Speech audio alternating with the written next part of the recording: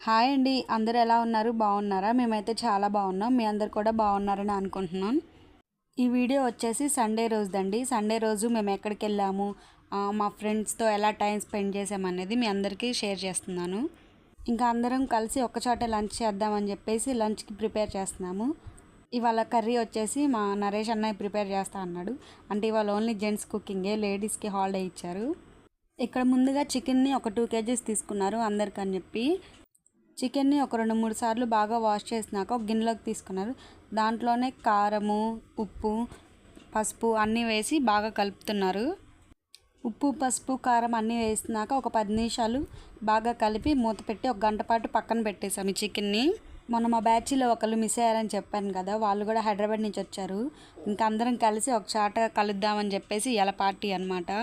చికెన్ని కలిపేసి పక్కన పెట్టేసుకున్నాక కర్రీకి కావాల్సినవి అన్నీ కట్ చేసుకుంటున్నాము. అంటే ఉల్లిపాయలు, పచ్చిమిర్చి, కరివేపాకు, టమాటాలు అన్నీ కట్ చేస్తున్నాము ఇక్కడ మేమందరం కలిసినప్పుడు మాకన్నా బాగా ఎంజాయ్ చేసేది పిల్లలు మాత్రమే. అసలుకి ఇల్లు పీకి పందిరేస్తారని అన్నమాట మా పిల్లలకి మాత్రం బాగా సెట్ అయింది.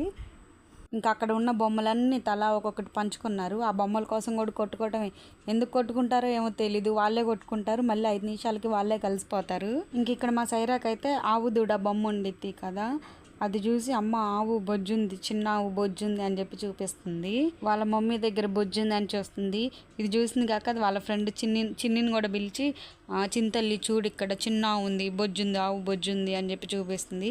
వీళ్ళ మాటలు భలేగా ఉంటాయి, వచ్చి రాని మాటలు కదా, ఇద్దరు భలే చెప్తా ఉంటారు. మా చిన్ని అయితే అత్త పువ్వు ఉంది, రెడ్ కలర్ పువ్వు అని చెప్పి చూపిస్తుంది. ఇంక అందరూ మళ్ళీ బొమ్మల పని అయిపోయింది. ఇంక ఇక్కడికి వచ్చి గాజు వాటి మీద పడ్డారనమాట, చూస్తున్నారు వాటిలో ఏమేమి ఉన్నాయి అని చెప్పేసి. ఇంకా కాసేపు అందరం కూర్చొని మాట్లాడుకున్నాక ఇంకా మళ్ళీ కర్రీని ప్రిపేర్ చేస్తున్నాము. కర్రీ కోసం అని చెప్పి ముందు ఒక పెద్ద గిన్నె తీసుకున్నాము. గిన్నెలోకి ఆయిల్ వేసాము. అంటే 2 కిలోల కర్రీ కదా, దానికి సరిపడినంత ఆయిల్ వేసేసి చెక్క, లవంగాలు, యాలక్కాయలు ఆ 3 వేసాము. నూనె బాగా హీట్ అయ్యింది. మేము ఒక్కొక్కటి చెక్క, లవంగం అవన్నీ వేస్తుంటే చిందుతున్నాయి అనమాట. టాప్ టాప్ అని చెప్పి ఎగిరి పడుతున్నాయి మీదకి. అందుకనే కొంచెం దూరంగా ఉండి వేస్తున్నాము. ఈ 3 వేసి ఒకసారి కలుపుకున్నాక ఇక్కడ ఫస్ట్ ఉల్లిపాయలు వేస్తామంటే, కాదు మా నరేష్ అనే కాదు, ఫస్ట్ నేను చెప్పింది వేయండి, అల్లం చిన్నులపాయ పేస్ట్ వేయండి అని చెప్పి అల్లం చిన్నులపాయ పేస్ట్ వేయించాడు. అల్లం చిన్నులపాయ పేస్ట్ వేసినాక మంచిగా గోల్డెన్ కలర్లోకి వచ్చిన దాకా ఫ్రై చేసాము. మసాలాలు ఏమి ఎక్కువ యాడ్ చేయట్లేదు, ఓన్లీ లైట్గానే వేస్తున్నాము. ఇక్కడ చూస్తున్నారు కదా, అల్లం చిన్నులపాయ అయితే మంచిగా గోల్డెన్ కలర్ వచ్చింది. అందులోకి మన నరేష్ అనే అంటున్నాడు, ఇది ఓన్లీ నిపుణుల పర్యవేక్షణలో మాత్రమే జరగాలి, ఇంటి దగ్గర ఎవరు ట్రై చేయొద్దు ఈ కర్రీని అని చెప్పి చెప్తున్నాడు. ఇంకా కాసేపు నవ్వేసేసుకొని ఇంకా దీనిలోనే ఫస్ట్ పచ్చిమిరకాయలు వేస్తున్నాము. పచ్చిమిరకాయలు కూడా సన్నగా కట్ చేసేసాము. పచ్చిమిరపకాయలు కూడా వేసుకొని వాటిని కూడా మంచిగా రెడ్ కలర్ వచ్చేలాగా ఫ్రై చేసాము. పచ్చిమిరకాయలు మంచిగా గోల్డెన్ కలర్ వచ్చేసినాక ఇందులోనే ఆనియన్స్ వేస్తున్నాము. ఇక్కడ ఒక 6 పెద్ద ఉల్లిపాయలని సన్నగా పొడుగ్గా ఇలా కట్ చేసుకొని వాటిని మొత్తం యాడ్ చేస్తున్నాము. ఉల్లిపాయ ముక్కలన్నిటిని యాడ్ చేసుకున్నాక మీడియం ఫ్లేమ్లోనే ఉంచుకొని ఒక 5 మినిట్స్ కలుపుకుంటూ ఉన్నాము. ఉల్లిపాయ ముక్కలన్నింటినీ బాగా మగ్గనివ్వాలి. అప్పుడే మనకి కర్రీ అనేది కొంచెం గ్రేవీగా ఉంటుంది కదా.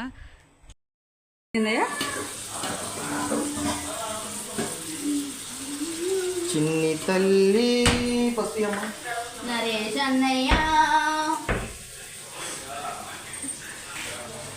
చాలే మళ్ళీ వేడి చేసి మంట పుట్టింది.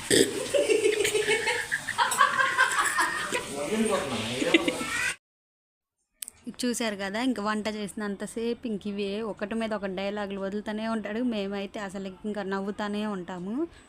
ఇంకెందులోనే కొంచెం కొబ్బరి పొడి ఉంటే అది కూడా యాడ్ చేసాము. కొబ్బరి కొంచెం వేస్తామంటే చాలు, 2 స్పూన్ల కన్నా ఎక్కువ వేయకూడదని చెప్పి ఓన్లీ 2 స్పూన్లు వేయించాడు కొబ్బరి పొడి. ఇంకా ఉప్పు, పసుపు అన్నీ వేసేసాం కదా, మొత్తం ఒకసారి బాగా కలుపుకున్నా. ఇంకా ఉల్లిపాయ, టమాటాలు అనేవి ఆల్మోస్ట్ మగ్గిపోయినాయి. ఇంకొక 2 మినిట్స్ కానీ 5 మినిట్స్ కానీ ఉంచితే బాగా మగ్గిపోతాయి శుభ్రంగా. ఇందులోనే ముందుగా కలిపి పెట్టుకున్నాం కదా చికెన్ని, ఆ చికెన్ని కూడా యాడ్ చేస్తున్నాము. ఈ చికెన్లోనే కలిపేటప్పుడే ఒకేసారి కరివేపాకు కూడా వేసేసి కలిపి పెట్టాడు. ఇంకా చికెన్ మొత్తాన్ని కొంచెం కొంచెంగా ఇంకా గిన్నెలోకి ట్రాన్స్ఫర్ చేస్తున్నాడు మొత్తాన్ని. మీ ఫ్రెండ్స్లో కూడా ఇలాగ ఎవరైనా ఉన్నారా? అంటే అందరూ కలిసినప్పుడు జోక్గా ఫన్గా మాట్లాడుకుంటూ ఉండేవాళ్ళు. మేమందరం కలిస్తే మాత్రం మాకు అసలు అయితే టైం కూడా తెలియదు, ఎంత టైం అయిందని కూడా తెలియదు. ఒకటే ముచ్చట్లు పెడతానే ఉంటాము. చికెన్ మొత్తాన్ని వేసేసుకున్నాక ఒకసారి మొత్తం చికెన్ అంతా కలుపుతున్నాము. చికెన్ మొత్తాన్ని కలిపేసేసేసి మూత పెట్టేసేసి ఒక పావు గంట సేపు అసలు ఇంకా కదిలేదు. అంటే ఉప్పు కారం మసాలా అన్నీ వేసేసాం కదా అని చెప్పేసి మీడియం ఫ్లేమ్లోనే పెట్టి మూత పెట్టేసేసాము. ఇంకా అలాగే కర్రీ ప్రిపేర్ అవుతుంది కదా, ఒక పక్కన ఇంకా వైట్ రైస్ కూడా పెట్టేసేసాము పొయ్యి మీద. ఏంటబ్బా ఇల్లంతా సైలెంట్గా ఉంది అని అనుకున్నాము. వీళ్ళ గోల తట్టుకోలేక ఇంక వీళ్ళకి టీవీ పెట్టి ఒక పక్కన కూర్చోబెట్టారు అందరినీ. చూస్తున్నారు కదా టీవీలో బొమ్మలు పెట్టేసేటప్పటికి ఎలా అతుక్కుపోయారు అందరూ. సీరియస్గా టీవీ చూస్తున్నారు. ఇలా అయితేనే కొంచెం సేపు ప్రశాంతంగా ఉంటారు, లేదంటే మాత్రం ఇల్లు బీకి పందిరేసేస్తారు గొడవ చేసి. ఇంకొక పావు గంట అయినా చూస్తే మనకి ఇలాగ నీళ్ళు పైకి తేలుతాయి కదా. ఇంకా ఆల్మోస్ట్ కర్రీ అయిపోవచ్చింది. ఇంక ఉప్పు కారం చూసుకొని ఇంక దించేసేసేసారు. మా కర్రీ అయితే అయిపోయింది. చూసారు కదా కర్రీ అయితే చూడడానికి చాలా బాగుంది, టేస్ట్ కూడా చాలా బాగుంది. అలాగే దీనితో పాటు చికెన్ కర్రీతో పాటు గోంగూర బొట్టి కూడా ప్రిపేర్ చేశారు ముందుగానే.